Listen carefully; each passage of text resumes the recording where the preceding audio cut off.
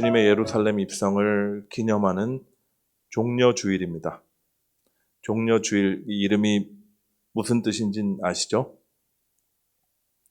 요한복음 12장에 나옵니다. 혹시 모르시는 분들이 계실까봐 제가 읽겠습니다.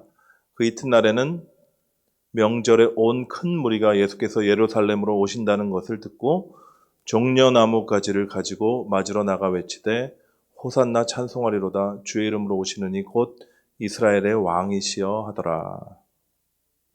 오늘 함께 읽은 마태복음에도 이렇게 나오죠. 예루살렘 입성하실 때, 예수님께서 들어가실 때 환호하는 무리들의 대다수가 그들의 옷을 길에다 폈고요.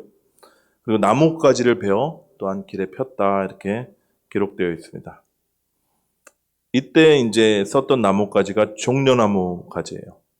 영어로 하면 palm tree, 그리고 우리나라 말로 하면 야자수입니다. 야자수. 그렇다면 왜 군중들이 이 야자수 나뭇가지를 그리고 옷들을 이렇게 길에다 깔았을까요? 여러분 연말 시상식 같은데 이렇게 보시면 그 VIP 들어갈 때 레드 카펫을 깔잖아요. 그런 의미라고 생각하시면 돼요. 특별히 이제 고대 문화에는 왕이 전쟁을 마치고 승리하여 돌아올 때, 입성할 때 백성들이 길에다 옷을 깔고 나뭇가지를 흔들면서 환영했다고 합니다. 그래서 군중들이 지금 예수님을 향해서 당신은 우리의 왕이십니다, 이렇게 선언하는 그 행위를 하고 있는 거예요. 실제로 사람들이 뭐라고 외쳤죠? 호산나 호산나 했어요. 이 부분은 같이 다시 읽어보시죠. 9절 말씀입니다. 앞에서 가고 뒤에서 따르는 무리가 소리 높여 이르되 호산나 다윗의 자손이여 찬송하리로다 주의 이름으로 오시는 이여 가장 높은 곳에서 호산나 하더라. 호산나 무슨 뜻일까요? 예, 너무 잘하시니까 제가 앞에서 딱 얘기를 해야지 좋은데 말씀을 해주셨습니다. 히브리어인데요. 호시아랑 나가 이렇게 결합된 단어예요. 호시아가 뭐냐? 구원하다라는 동사고요. 나는 간청하는 뜻을 가진 지금 제발 간절히 부탁하오니, 이런 뜻입니다. 그러니까 이 두 단어를 합치면 제발 지금 우리를 구원해 주소서, 이렇게 절박하게 간구하고 있는 거예요. 특별히 예수님을 뭐라고 불렀죠? 다윗의 자손이라고 불러요. 이게 뭘 의미하냐? 예수님이 왕이요 또 메시아라는 것을 지금 선포하고 있는 겁니다. 수많은 인파가 모였고요. 정말 대대적으로 예루살렘 성이 떠나갈 정도로 예수님을 환영하면서 맞았어요. 근데 군중들의 마음이 뭐였냐 하면요. 이제 이 지긋지긋한 로마 식민지에서 우리가 해방되겠구나. 그리고 성경에 약속된 메시아, 이 메시아가 로마 제국을 몰아내고 다윗 왕국, 그 찬란했던 다윗의 왕국을 재건하겠구나 하는 마음이었습니다. 이렇게 예수님을 메시아로 확신하게 된 사건이 바로 전에 있었어요. 그게 뭐냐면 죽은 나사로를 일으킨 기적이었습니다. 요한은 이렇게 기록해요. 예루살렘 입성에 대한 그 예수님이 예루살렘 들어가시는 그 기사 바로 전절에 이런 말을 합니다. 대제사장들이 나사로까지 죽이려고 모이하니 나사로 때문에 많은 유대인들이 가서 예수를 믿음이러라. 그 다음이 이제 12절에 바로 그 이튿날 명절에 큰 무리가 종려나무를 가지고 예수님을 맞았다, 이렇게 기록하고 있어요. 여러분, 죽은 자도 일으켰으니, 그 정도의 능력을 보여줬으니 예수가 메시아구나 확신했던 겁니다. 그 예수님이 예루살렘 성으로 들어오신다니까 이제 때가 됐구나 하면서 얼마나 좋아했는지 몰라요. 우리도 이 마음을 알죠. 우리가 일제치하에서 35년 동안 말할 수 없는 고통과 치욕을 당했습니다. 그러면서도 우리가 견딜 수 있었던 것은 바로 해방에 대한 소망이 있었기 때문이에요. 근데 유대인들은요, 35년이 아니라 장장 90년 정도 이상을 로마의 지배 아래서 지금 고통하고 있습니다. 로마 장군 폼페이우스가 예루살렘 성을 장악한 게 BC 65년 정도 되거든요. 그리고 예수님께서 예루살렘 성에 입성한 게 AD 주후 한 30년 정도 되니까 계산하면 식민지 기간이 90년을 훌쩍 넘어갑니다. 근데 여러분 다 아시듯이요. 예수님께서 주일날 예루살렘에 입성하신 후에 어떠한 행보를 보이셨나요? 군중들은 그렇게 기대했을 거예요. 이제 많은 사람들을 모아서 거사를 준비해서 로마 총독의 궁으로 몰려가겠구나. 근데 예수님은 홀로 성전에 들어가셔서요. 장사하는 자들의 상을 뒤집어 엎으셨습니다. 그리고 예전에도 이해할 수 없었던, 여전히 이해할 수 없는 여러 가지 비유들을 말씀하셨고 또 심지어 종말에 대한 예언을 하셨어요. 마리아가 옥합을 깨트려 예수님의 발을 자신의 머리털로 씻으실 때는 나의 장례를 준비하려고 한다, 이런 이상한 말까지 하시는 거예요. 급기야 목요일 밤에 붙잡히셨습니다. 결박당하셨고 정말 이리저리 끌려다니는 모습을 보이시는 거예요. 군중들은 이 모습에 충격을 받았을 겁니다. 아니, 우리가 그토록 기다리던 메시아가 이 모양 이 꼴인가? 죽은 자도 일으키시던 그 능력은 도대체 어디 가고 어떻게 변명 한마디도 못하고 이렇게 끌려다니는 신세냐? 정말이지 무력하기 짝이 없는 로마 용병들에게 끌려다니는, 그러면서 뺨을 맞으시고 침뱉음을 당하면서 모욕을 당하시는 그 모습을 보고 있자니 배신감이 들었을 겁니다. 마치 이런 생각 들었지 않았을까 싶어요. 유대인 전체가 로마의 일개 병졸들에게 조롱을 당하는 것처럼 그렇게 느껴졌을 거예요. 이 배신감이 걷잡을 수 없이 커지니까 분노가 폭발하기 시작합니다. 이 분노는요, 예수를 십자가에 못 박으라는 아우성으로 표출됐고요. 누가와 요한이 이 장면을 이렇게 생생하게 묘사하고 있어요. 그들은 소리질러 이르되 그를 십자가에 못 박게 하소서, 십자가에 못 박게 하소서 하는지라. 요한은 이렇게 기록했어요. 빌라도가 유대인들에게 이르되 보라 너희 왕이로다. 그들이 소리 지르며 없이 하소서 없이 하소서, 그를 십자가에 못 박게 하소서. 빌라도가 이르되 내가 너희 왕을 십자가에 못 박으랴. 대제사장들이 대답하되 가이사 외에는 우리에게 왕이 없나이다 하니 이에 예수를 십자가에 못 박도록 그들에게 넘겨주니라. 여러분, 불과 5일 전에는 호산나 호산나 하면서 난리를 쳤던 군중들입니다. 지금 제발 우리를 구원하소서 외치던 그 군중들이었어요. 불과 5일 전에요. 여러분, 우리 예수님은요, 다윗의 그 찬란한 왕국을 재건하러 오신 게 아니라 죽기 위해 오신 하나님이셨습니다. 힘과 권력으로 다윗 왕국을 다시 세우는 것이 아니라 섬김과 희생을 통해서 당신의 목숨을 주시는 그 겸손을 통해서 우리를 살리시려고 오신 메시아였어요. 백마를 타고 승리의 입성을 하기를 기대했지만 그분은 너무도 보잘것없는 무력한 나귀 새끼를 타고 들어오셨습니다. 왜 하필 어미 나귀도 아빠 나귀도 아니고 아무도 타보지 않은 나귀 새끼를 타셨을까요? 여러분 한번 생각해 보셨어요? 겸손하시니까, 겸손의 왕이시니까 맞는 말입니다. 근데 마태는 중요한 이유를 이렇게 기록하고 있어요. 이는 선지자를 통하여 하신 말씀을 이루려 하심이라. 일렀으되 시온 딸에게 이르기를 내 왕이 내게 임하나니 그는 겸손하여 나귀 곧 멍에 매는 짐승의 새끼를 탔도다. 이 예언이 어디 나오는 말씀이냐? 스가랴서 9장 9절에 나오는 말씀이거든요. 이것도 제가 읽을게요. 시온에 따라 크게 기뻐할지어다. 예루살렘에 따라 즐거이 부를지어다. 보라 내 왕이 내게 임하시나니 그는 공의로우시며 구원을 베푸시며 겸손하여서 나귀를 타나니 나귀의 작은 것 곧 나귀 새끼니라.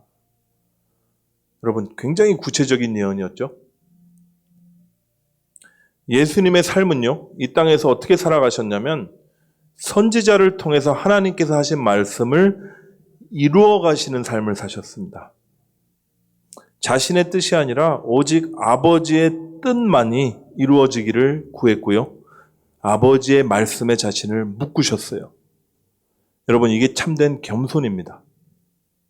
내 자신을 하나님의 말씀에 묶어서 그분의 뜻을 이루어가는 삶이 겸손이에요.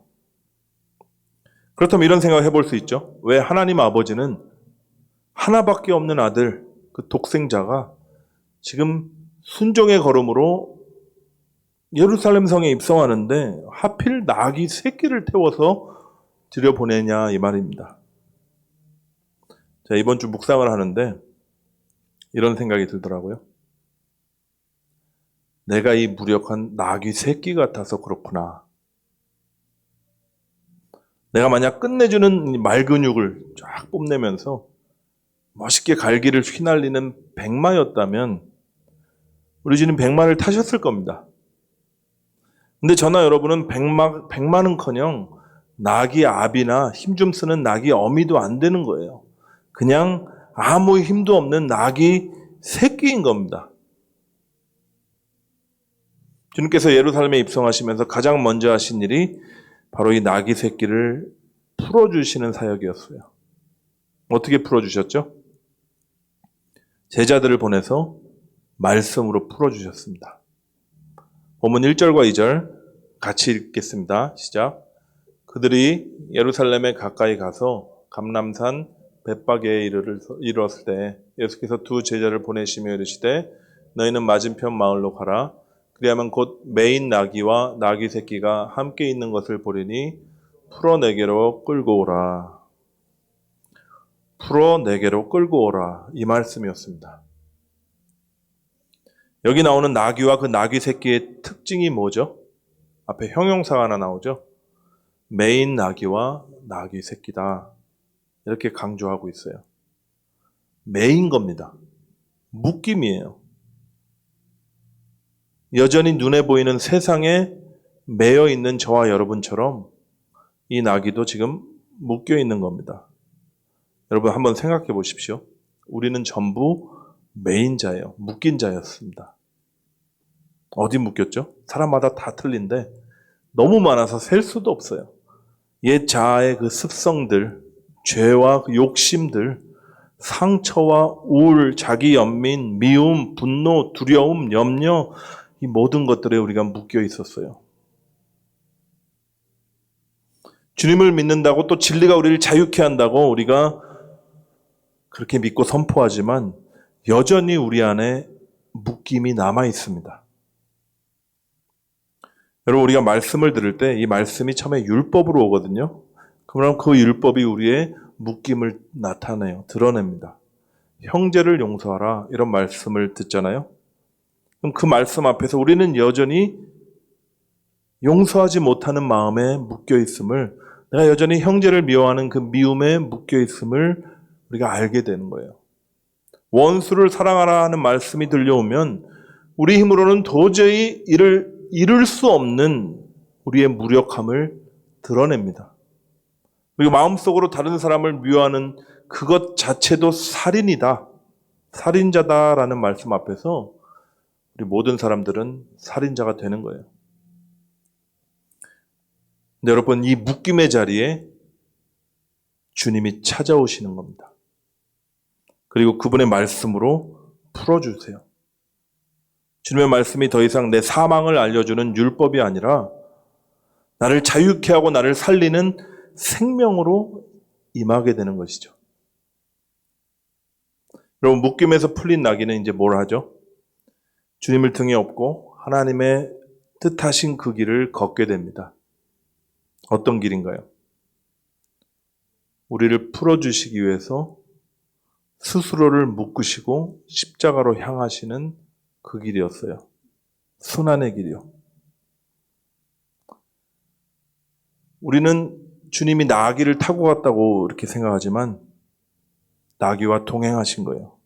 우리를 묶음에서 풀어주시고 우리 함께 가자 말씀하시며 우리를 부르신 그분은 이제는 함께 동행하자고 하시는 것입니다.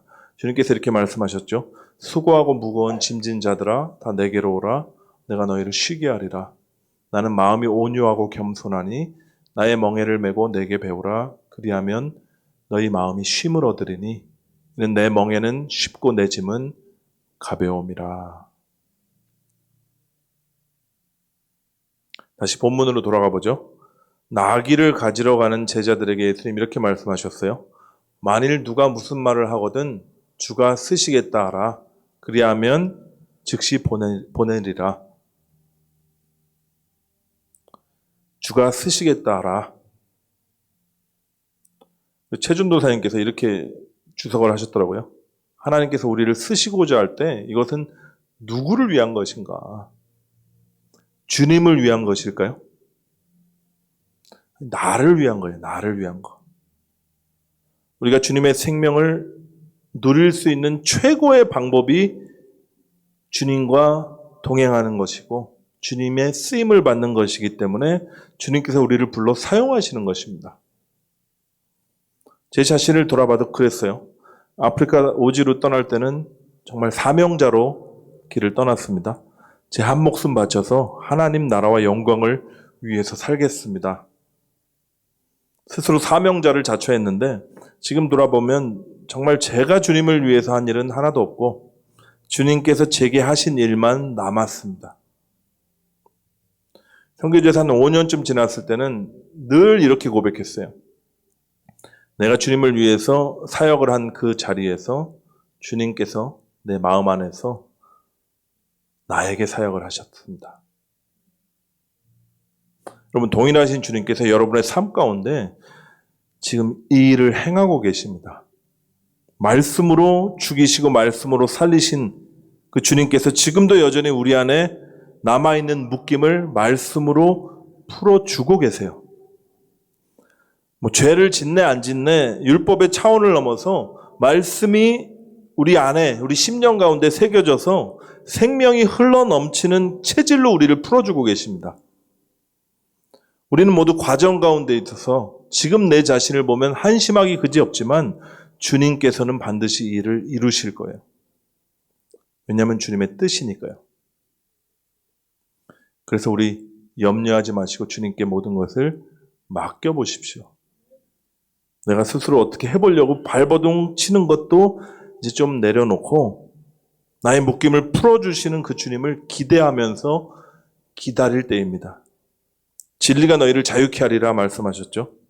그러면서 주님께서 아들이 우리를 자유롭게 하면 우리가 참으로 자유로우리라 이 말씀하신 그 말씀을 이루실 줄 믿습니다. 더 기도해야지, 더 헌신해야지, 내가 더 주님 기뻐하시는 뭔가 해야지 늘 자신을 다그치는 대신에 우리에게 주어진 자유가 있거든요. 이 자유를 주님께 나아가서 그분을 바라보며 의지하는 데 사용해 보세요. 주님 우리를 풀어주셔서 우리에게 자유를 주셨잖아요. 그 자유를 다시 묶는 데 사용하시는 겁니다. 어디에 묶죠? 주님께 묶는 데 우리 자유를 사용하시기를 원하시는 거예요. 주님께서 나를 쓰시겠다. 여러분을 쓰신다면 그것은 여러분을 통해서 어떤 일을 하시려는 게 아니라 여러분 안에 있는 또 다른 묶임들을 풀어주시는 하나님의 은혜임을, 그분의 손길임을 여러분 믿으면서 가면 되는 거예요. 제가 초장에 나사로를 잠깐 언급했죠. 군중들이 예수님을 메시아로 믿고 호산나 외치던 큰 이유가 이 나사로 사건 때문이라 그렇게 얘기했습니다. 근데 오늘 본문에 나귀 새끼를 풀어 끌고 오라는 이 주님의 말씀이 죽은 나사로를 살리신 사건과 영적으로 맞닿아 있어요. 이게 무슨 말이냐 하면 우리의 묶임을 풀어주시는 하나님의 그 방법이요, 나사로 사건 안에서 발견되어진다는 겁니다. 제가 요한복음 강의할 때 이제 나사로 사건 워낙 중요하기 때문에 2주에 걸쳐서 했거든요. 그러니까 여러분 궁금하시면 다시 찾아보시면 되고요. 그래서 스토리는 좀 생략하고 좀 의아했던 부분이 있었습니다. 그게 뭐였냐 하면 예수님께서 나사로가 중병에 걸렸다는 소식을 듣고도 이틀을 민기적거리시는 장면이에요. 사랑하는 나사로가 죽을 병에 걸렸는데 그랬으면 한 걸음에 달려가셔서 손을 얹고 기도해서 일으켜 주셔야 되는 거 아닌가요? 1시가 급한데 한두 시간도 아니라 자그마치 이틀을 아무 조치도 취하지 않으십니다. 마치 죽기를 기다리시는 것 같아요. 여러분, 맞아요. 주님께서는 죽을 때까지 기다리신 겁니다. 왜 그랬을까요? 죽어야 사니까요. 우리가 수십, 수백 가지 묶임 가운데 있지만 한마디로 뭐에 묶인 줄 아세요? 내 자아에 묶여 있는 겁니다. 자아의 감옥에 우리가 다 갇혀 있는 거예요. 어떻게 하면 이 자아의 감옥에서 우리가 풀려날 수 있을까요? 자아가 죽어야 돼요. 다른 방법이 없습니다. 도저히 고쳐 쓸 수 없는 그런 지경까지 된 존재가 우리의 자아이기 때문이에요. 그래서 주님께서는 저와 여러분이 죽을 때까지 기다리십니다. 잘 안 죽고 끈질기게 버티는 게 우리 본성인데, 우리 마음 같아서는 정말 내가 죄인이고 죄에 찌들은 것은 알겠지만 이런 나를 좀 싸매시고 치유해 주셔서 쓸만하게 만들어 주시면 참 좋겠는데 주님이 그러지를 않으세요. 죽기까지 기다리시고 그냥 죽게 만드십니다. 우리가 율법 앞에서 사망을 선포하고요. 나에게 아무런 가능성이 없습니다. 주님, 나를 불쌍히 여겨 주시옵소서. 이 고백을 받아내실 때까지 하나님의 열심은 멈추지 않으십니다. 우리는 어떻죠? 울고불고 난리가 나죠. 우리의 존재를 뭐라 그랬냐면 죽기를 두려움으로 한평생 매여 종노릇하던 자라고 성경이 그랬거든요. 그런 자들이 죽으려니까 얼마나 힘들겠습니까? 아주 안 죽으려고 발악을 합니다. 이런 마음도 들어요. 하나님, 정말 죽을 것 같은데 힘들어하는 나를 왜 보고만 계십니까? 왜 오셔서 도와주지 않으시는 겁니까? 우리 마음 깊숙한 곳에 차마 입으로 못 내뱉어도 이런 마음이 올라와요. 근데 여러분, 그거 아세요? 주님께서 그냥 보고 계시지 않으세요. 우리의 고통에 참여하시면서 함께 우십니다. 요한복음 11장에 보니까 그때도 예수님 우셨어요.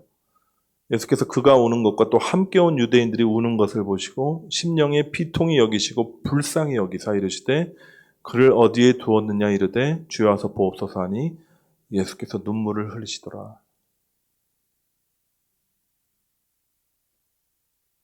그렇죠. 우리가 죽어야 참 생명으로 다시 살아날 수 있기 때문에, 그래서 지금 죽어야지 영원히 주님과 함께 살 수 있기 때문에 주님은 우리를 깊은 수렁과 고난으로 몰아넣으십니다. 때로는 고통의 터널을 통과하게 하시고요. 또 죄의 오물을 뒤집어 쓰게도 또 내버려 두실 때도 있어요. 힘들어하는 우리와 함께 우시면서도 함께 애통해 하시면서도 그분은 그렇게 하세요. 왜요? 우리가 죽어야지 사니까요. 여러분 중에 이 죽음의 터널을 정말 어렵게 통과한 분도 계실 줄 제가 알아요. 지금도 죽을 것 같은 고통의 터널을 지나고 계신 분도 있으실 거예요. 여러분, 명심하십시오. 우리를 죽이시는 게 하나님의 목적이 아니에요. 우리를 다시 살리시기 위함입니다. 그리고 우리를 살리셔서 영원한 시간 동안 주님의 생명을 누리는 존재로 만들기를 원하시는 거예요. 근데 나사로 사건의 또 하나 흥미로운 게 사망의 자리에서 하나님의 말씀으로 살아난 나사로가 여전히 묶여 있다는 것입니다. 이 장면이에요. 큰 소리로 나사로야 부르시니 죽은 자가 수족을 배로 동인 채로 나오는데 그 얼굴은 수건에 쌓였더라. 아니, 사망에서 생명으로 옮기셨는데 왜 아직도 묶여 있나요? 여러분, 한번 생각해 보세요. 우리가 자아의 죽음을 인정하고요, 예수님의 생명으로 거듭났다고 모든 묶임에서 단번에 다 풀려납니까? 그렇지 않아요. 분명히 나의 심령은 내가 그리스도와 함께 죽고 또 그리스도가 내 안에 사심을 내가 분명히 믿는데, 고백하는데 여전히 내 자아는 살아서 마치 나를 사로잡는 것 같을 때가 있단 말입니다. 또한 나의 오래된 이 죄악의 습성들이 관성처럼 나를 계속 끌어당기는 거예요. 바울도 그렇게 고백했잖아요. 오라 나는 공고한 사람이로다. 이 사망의 몸에서 누가 나를 건져내랴. 여전히 믿는 자 안에도 묶임이 남아있어요. 그런 우리를 보면서 주님이 말씀하십니다. 풀어놓아 다니게 하라. 오늘 이 말씀이 저와 여러분에게 임하시기를 축복합니다. 풀어놓아 다니게 하라. 우리는 계속 풀려야 됩니다. 한번 구원받았다고 다 풀리지 않았어요. 매일매일 우리 자기 사랑, 자기 자랑, 자기 만족, 자기 연민 이런 감옥에서 우리가 해방되어야 돼요. 육신을 벗는 날 우리 완전히 자유로워지겠죠. 근데 아직 육신을 입고 있습니다. 왜 우리를 구원하시고 바로 천국에 데려가시면 너무 좋을 텐데 왜 육신 안에 가두어 두셔서 아직도 이런 지긋지긋한 삶을 정말 지루하고 버텨내야 되는 삶을 살게 하시는가요? 주님께서는요, 저와 여러분의 본질이 어둠이고 죄악임을 잊지 않으라는 겁니다. 그리고 그 자리에서 구원해 주시는 주님의 은혜 안에 계속 거하라는 거예요. 그래서 우리를 단번에 성화시키지 않으세요. 뭐 좀 된 것 같으면 금세 교만해질 거라 아시거든요. 아담이 그랬고 모든 믿음의 선조들도 동일하게 넘어졌습니다. 기고만장하는 우리를 주님 다 아시기 때문에 그래서 우리를 육체 가운데 여전히 가두어 두시고 계속 주님만 바라보며 의지하게 하시는 거예요. 절망이십니까? 소망이 있어요. 말씀으로 우리를 살리신 그 주님께서 또 말씀으로 계속 우리를 풀어주시기 때문입니다. 예수님만 바라보고 가면 되는 거예요. 여러분, 내가 사죄의 은총을 입었다고 구원받은 하나님의 자녀가 되었다고 안심하지 말고요. 계속해서 주님께 나아가야 됩니다. 믿음 한 번 내가 믿음을 발휘했다고 끝난 게 아니에요. 나의 믿음이 살아있다는 것은 내가 지금 주님 앞에 나아가는 믿음이 있냐. 이것이 나의 믿음이 현재 나의 믿음인 거예요. 철저히 주님만 의지하는 자로 만들고 싶어요 하십니다. 주님의 그 구원의 은총을 참으로 기뻐하고 찬양하는 예배자로 우리를 만들고 싶어 하세요. 우리에게 주어진 자유를 사용해서 나 자신을 위해서 사는 게 아니라 주님께 나를 묶어드리는 자로 우리를 만들어 가시는 겁니다. 여러분, 나귀를 푸신 주님이세요. 나사로를 풀어 다니게 한 주님이십니다. 말씀으로 그 주님께서 우리를 지금 또한 풀어주고 계십니다. 예수님은 겸손의 왕이시지만 또 해방의 왕이세요. 여러분, 복음의 신비는 여기서 그치지 않아요. 죽음에서 풀려난 나사로가 그 모든 시체 썩는 냄새나는 수의를 벗어던진 나사로가 다시는 예전처럼 살 수 없었습니다. 전승을 보면 그는 주님의 고난과 그 죽음의 길을 따르는 증인이 되었어요. 풀려난 나귀가 주님을 등에 업고 묵묵히 걸어가듯이 나사로 역시 주님께 스스로를 묶어서 그분의 고난에 동참하는 그 영광을 택했습니다. 이 아침이 우리에게도 다 있어요. 이 죽은 자, 우리의 옛 자, 그 시체 냄새 나는 그 수위를 벗겨주시는 그 주님의 손길을 모두가 경험하시기를 제가 축복합니다. 우리를 묶음에서 풀어주시고 해방시켜주신 그 주님의 은혜를 우리가 누리길 원해요. 그리고 주님 허락하신 이 자유를 가지고요. 이제는 우리 스스로를 사랑의 띠로 주님께 묶기를 정말 소원합니다. 주님 어떤 주님이시죠? 우리를 풀어주시기 위해서 스스로를 십자가에 묶으신 주님이세요. 이 주님을 등에 업고 가는 당나귀가 되는 것이 그것이 구원받은 자가 누릴 수 있는 최고의 영광임을 여러분 믿으십시오. 말씀을 마칠 텐데요. 예수님 시대에도요. 군중들은 막대한 힘과 권력을 가진 메시아를 기대했었습니다. 눈에 보이는 이 땅에서 자신들을 억압하는 부조리한 사회를 뒤집어버릴 그런 메시아, 해방과 자유를 안겨줄 메시아, 강력한 왕권으로 세상을 다스리면서 나의 삶의 안녕과 번영을 보장해줄 메시아를 기대했어요. 여러분, 우리는 어땠나요? 어떤 메시아를 기대하고 있습니까? 우리의 기도만 봐도 우리가 알아요. 어떻게 기도하죠? 일단 고상하게 시작은 하나님의 나라와 뜻을 한번 구한 다음에 내 문제들을 들고 나가는 겁니다. 내 문제 좀 해결해 주세요. 내 소원도 들고 나가요. 나의 바람과 내 소원도 주님의 때에 주님의 뜻에 따라 잘 이루어 주십시오. 말은 고상한데 내 것을 챙기는 거예요. 우리가 얼마나 많은 시간 이렇게 기도해야 하는지 모릅니다. 하나님 자신보다 하나님이 주시는 축복을 더 좋아했어요. 오른뺨 맞으면 왼뺨도 돌려대라. 누가 억지로 오리를 가자고 하면 심리를 자진해서 기쁨으로 동행해줘라.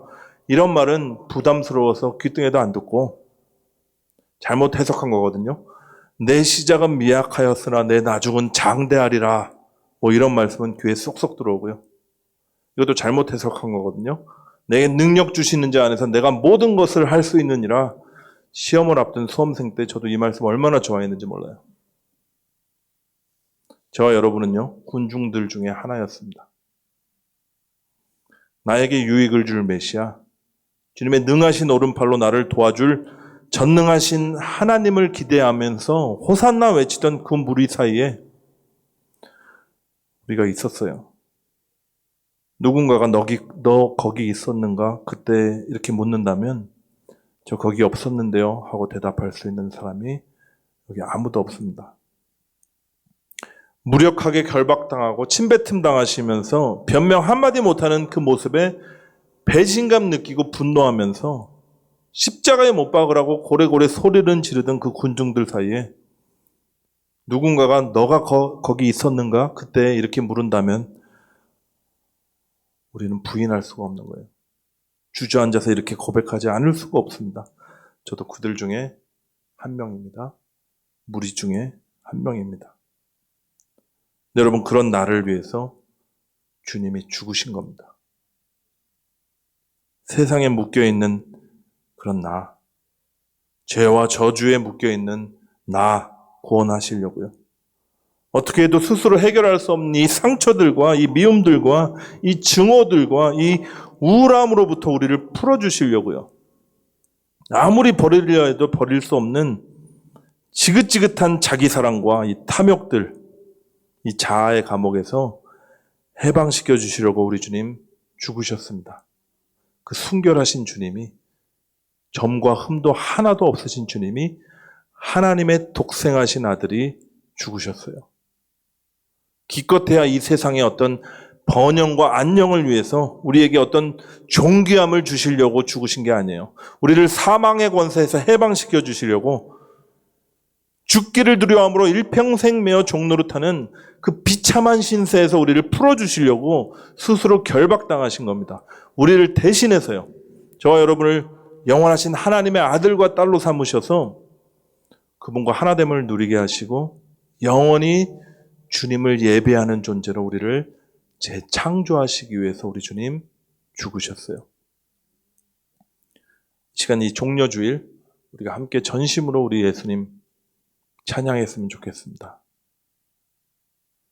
군중들은 자신들의 기대를 반영해서 그 기대를 이루어 주실 메시아를 그리며 호산나 호산나 우리를 구원하소서 찬양했었지만 우리는 이미 그 사랑을 받은 자들이에요. 나를 사랑하사 자기 자신 버리신 그 예수님의 사랑과 희생을 이 시간 생각하면서 호산나 찬양했으면 좋겠습니다. 그리고 이렇게 기도했으면 좋겠어요. 주님, 저는 나귀 새끼입니다. 무력하고 연약해서 정말이지 주님 없으면 살 수 없는 자가 바로 나입니다. 나를 풀어주십시오. 나를 구원해 주십시오. 이 고백을 담아서 우리 함께 찬양 올려드리도록 하겠습니다.